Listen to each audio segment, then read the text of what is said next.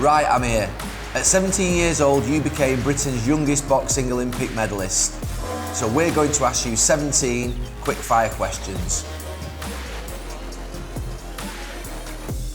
Amir, thank you so much for joining us. We're going to go straight away. Right. Favourite holiday destination? Dubai, but now because I got You live there? I know I kind of live there now, so I would say something like I love the States, like Los Angeles. Los Angeles? Yeah, I love Los Angeles. Your game. What do you like about it? I just love you got a bit of beach there, you got a bit of like you got downtown area, the big buildings and everything, but you've got great nightlife there as well. A bit like Bolton, yeah. Yeah, I mean, very similar to Bolton, also here, man. I mean, you've got the beautiful buildings over in LA. I mean, similar to Bolton ones. Yeah. Right, favourite music artist? I like Drake. Drake? Yeah. You watched him live? I've watched him live twice, and I've met him a couple of times as well. Right. He's a big boxing fan as well. Yeah. And you know, like when I first met him, obviously I went over and shook his hand, and didn't think he's gonna know who I was. Yeah. And when he said, "Oh yeah, I saw your last fight, champ," I was like, "Wow." But you were big in America. You fought a lot in America. I fought a lot in America. Yeah, boxed in like a couple of times in Vegas, New York, and Los Angeles. Fought over there as well. So I had some great performances over there. Got the best fight of the year in America as well. So yeah, I had some wars over there. You know, especially against them South Americans who are tough, rugged, and want to knock your head off. I mean, yeah. Not for me. Not for me. That no. That game's gone. Retired now, so forget I'm that. happy with that. Favourite meal? Favourite meal? You know what? I like a typical fish and chips. Yeah. Typical meal, my fish and chips. You can't beat it. Favourite drink? Favourite drink? Like Red Bull, really, because. Oh no, you must be. You know what? It sends me daft. That I know stuff. it sends me mad. You know what? I've been bouncing off the walls. I swear. And it's not, normally when I have it at home and it's in the fridge and the wife's like, "Why the hell have you got Red Bull?" Because my kids end up running drinking it as well, and everyone's bouncing off the walls and stuff. Favourite football team growing up? Favourite football team was Bolton Wanderers. Bolton Wanderers. Yeah, I remember when I used to go there with my dad and my brother and everyone. We used to go there. JJ Koch used to be playing, and all the guys. And it's funny because I met JJ just in Dubai recently, and obviously we recognised each other. We had a really good chat. It was nice to see him. And it still looks the same. I mean, nothing different. To be fair, they had a good team back then, Bolton. We had a brilliant team. I mean, we had a wicked team. I was in the Premiership as well. I think we beat you guys. Nah, none of that stuff. Favourite superhero? Oh, I like Batman. Straight out, Batman? Yeah, straight man, Batman, man. Batman's alright. I think Carragher said Batman. Did he? I think Beck said Batman. Who said Batman? Beck said Batman. Yeah, I like Batman. He's just obviously got that. He's a good character, you know what I mean? And this is a serious type of character who gets business done. Yeah. I mean, one of them type, yeah. Right, favourite TV show? Is it your show? Is it yours? You know what? Have you seen it? Have you seen my show? I've seen it, yeah. No way. You're on your third series, by the way. I'm on my third series, that's right. Series. I'm on my third series, Meet the Khans. Yeah.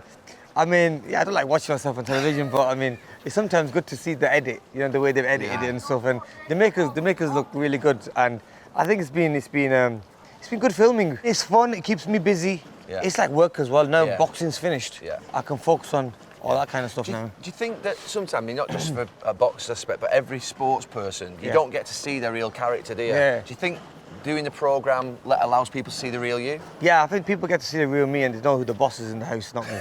Trust me, honestly. They know the wife's the boss and that I'm just a yes man, which I am, honestly. And also, like, you might think that being a boxer, being a fighter, you would be that type. You'd be a strong guy. You'd be an aggressive guy all the time. But no, I'm the most chill guy going.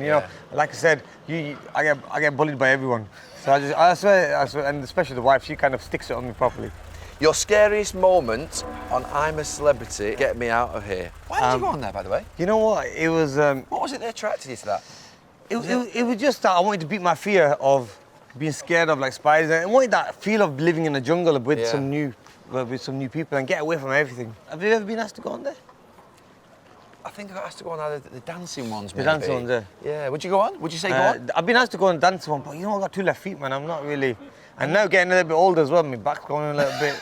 But with age, I remember a couple of sportsmen used to tell me this was that, look, you're going to start feeling it when you hit your 30s. And you know what, I'm 35 now and I've started feeling like my back. But I think that just comes with age, isn't it? You're a bit tougher than the footballers, aren't you, boxers? I think we are, yeah. No, I think we are really. I mean, take a punch to the head, and then at the same time, you're on your own in that ring. I know. See, at least with football, I mean, look, no disrespect. I think you guys go through a lot of pressure. Disrespect us. No. You go through so much. You have so much pressure. With boxing, at least you guys can share that pain with your whole team, you know what I mean? Yeah. And the manager and everyone. But with boxing, if you lose a fight, you're dealing with it yourself. Yeah. No one gets the blame. No coach gets the blame. You were the one taking the punches. You were the one giving the punches. So there's come times where you've not had a good performance, and the next day you open the newspapers, you think, bloody hell, they do have a dig at you as well. Do you read them? I've stopped reading them. It's been a couple of years I haven't read them, but sometimes you might just Google and see what's out there. Yeah. And when you see the title says it all. You read a title of something. What's it got? You can remember a title? Should retire. This was like when I was in my peak. I was in my peak of my career, and someone said, I had that as well, though. Yeah, should retire. And I'm like, what are people talking about? Like, one bad performance. I mean, everyone has bad performances. The thing is now, though, you're not allowed to get beat as a boxer, it doesn't feel like to me. You're not allowed to get beat without actually... It's like... Exactly, because now they want that 0 record. You've not been beaten. You've won all your fights, you're undefeated. And people... But look, with fighters like myself, you had Nassim Hamed, you've had Ricky Hatton, we all got beat. Yeah. Because it shows what type of fighter you are. Yeah. I mean, you have to taste defeat. I mean, someone like Mayweather never tasted defeat, so obviously I class him one of the best ever. Yeah. But like I said, he was very special. But fighters like myself, AJ recently, got beat again from Usyk. But it's not a bad thing to get beat. You were in Saudi, weren't you, for the AJ fight? And obviously after, I watched the fight, and after the fight, he obviously got emotional, didn't he? Yeah, He he did. reacted. Yeah. Is that just through that feeling of being beat and just you've put so much into it? Normally fights finished, they do a quick interview and everything's done. Yeah. So they interviewed AJ, then they went on to Usyk, and then I see AJ back on the mic again, walking around, and I thought he's doing maybe having a little chat about maybe what went wrong, and that's never really happened in a fight. But then he was on the mic a very, very long time, and then I started listening, and I thought, you know what, someone needs to take that mic away from him, because he might say something that might harm him in the future. And he was going on and on, and like I said, I don't know why his team didn't grab the mic off him and say, listen, mate, that's it, and let's just go back. And I don't know if he was concussed, if he was hit hard. I mean, you're in a fight against Usyk is a beast, you know what I'm saying, and he must have been hit hard in that fight. Do you think it's because he felt maybe disrespected for the previous few months that he doesn't get the recognition, maybe because Fury gets... Do you think... Yeah, but I mean, fighters think like that, but to be honest with you, look at what he's done in the sport. He's done amazingly. Absolutely. He's world champion, beat the likes of Klitschko, and I mean, won that rematch against Ruiz, so he doesn't have to put himself down. No. Forget what people say. Back onto these quick fire questions, which aren't very quick fire, because I'm asking you too much. Role model growing up? Oh, my role model was Muhammad Ali, and obviously I got the honour to meet him just before he died the year before. I met him in London. I couldn't believe it when I met him. The first time I met him before that was at his house in Louisville, Kentucky. I used to just love the way he broke the fight down. I mean, he won the fight before he stepped in the ring.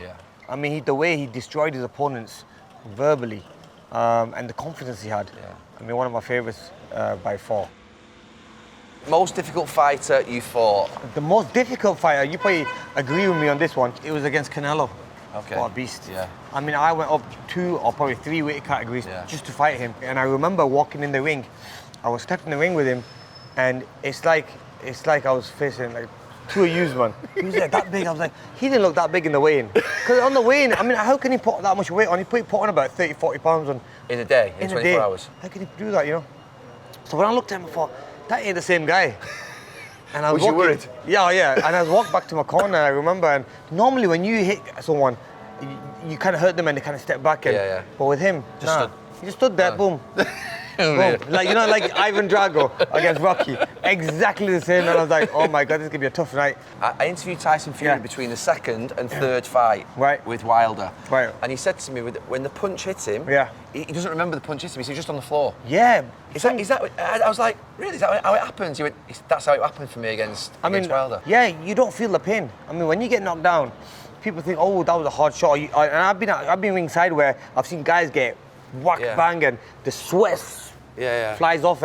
But you know what? You ask them after that, or even when you obviously been a fighter myself, you don't feel that pain. It's that adrenaline. You're so used to getting hit. Imagine how many punches I've taken to the head all my life. No, I've been boxing since I was 8 years old. You know what I mean? So imagine all that pain. It's the slow-mo cameras when they slow it down and you see the look. But you don't feel it. I mean, sometimes, like I said this to my doctor the other day, I was having an injection, and I said, I'd rather you punch me in the face than give me the injection because that hurts. And he's like, really? Like, would you rather get punched in the face? I go, yeah. I mean, it's something that we've done all our life, isn't it? Right, here we go. If there was ever a movie made on you, which actor would play Amir Khan? You know who I like? You know who one of the actors I like? and he's Asian, and it kind of helps with the colouring a little bit as well in the his armour. I think he's a very, very good actor, but I don't know how good his boxing skills are. So I need to make sure if I was to pick an actor who's gonna play me, he has to know a little bit more about boxing, and he has to look in good shape as well, which I think he is in good shape. So yeah, I think someone like him, yeah. Prime Amir Khan versus Prime Mayweather, who wins? You know what? I beat him. Honestly, I beat Mayweather. If I was in the prime and he's in his prime. Are you confident about that? I was very confident. Because you know what people would say? Yeah, people say, oh no, this. I'm gonna get a lot of hate for this now. I'm so sorry, guys. But you know what? Look, you have to believe in yourself, and this is one thing I've always done all my career. And I think stylistically, when Mayweather was a lot younger, he had a lot of speed, he had a lot of movement and everything. But I think my speed would have beaten his speed, my movement would have beaten his movement. He really wasn't the biggest puncher in the game, so it would have been like a game of chess. But I would have outboxed him. Like, when me and him were supposed to fight, I remember I signed all the contracts, everything was negotiated, everything was signed off. So why didn't it happen? Why didn't it happen? Because I announced it first before him. Oh. Can you believe that? Like, so he was happy with the promotion side of things? Yeah, so why he wanted to be the man to announce the fight, but because I announced it, he spat his dummy out and said, look, I ain't fighting you. And it was quite embarrassing because then he went and fought someone who I already beat, Maidana. And I thought, wow, check that out. So that's Mayweather. He believes in his own ego, and he believes in himself that much that he says, look, he has to make all of the rash decisions. No one can announce something before him. Credit to him, because at the end of the day, look, he's proven it with what he's done in the sport of boxing. What's the one thing at home you can't live without? My mobile phone, probably. We're all the same, aren't we? You know why? Because it gets you away from everything. Half the time I'm playing games on my phone. My wife's like, who are you texting all the time? I'm playing a game. You know what I mean? Biggest regret? Biggest regret? My biggest regret is not going to America early in my career to train there. I mean, I would have got that experience from because at that age is when you're learning, when you're quickly. Why is it better over there to learn? You know what? Better quality of fighter or trainers? You got better sparring partners. You got the Mexicans flying in from Mexico. I mean, you got the Colombians. You got the tough, rugged South American fighters. Like, a sparring session there is not a sparring session. It's a fight. I'm telling you, like, when me and Manny used to train and we used to spar, mate, the whole gym used to be quiet and everyone was just watching. It used to be full. I used to hate that happening because I like private, quiet gyms. But it used to be full of people. Well, the rest of the fighters just watching because it's just a brilliant fight. So it's it's a brilliant, because they probably thought these guys are never going to fight each other one day, but we'd love to see it happen. But the fight, I mean, it was a war we used to have. Right, what was harder to win, your Olympic medal or winning a world title? I think I'll always say the Olympic medal, and that's probably because you became a star overnight. Overnight, yeah. And I was always doubted. I was only 17 at the time. I was fighting men at the age of like 32. So they were like, he ain't gonna do nothing, you know. So you had that pressure, but at the same time, I didn't know how far I was gonna go. I mean, I always wanted to become an Olympian, but I didn't know how far I was gonna go. But once I started winning the fights and started getting more confident, and then I could feel the pressure started coming on me.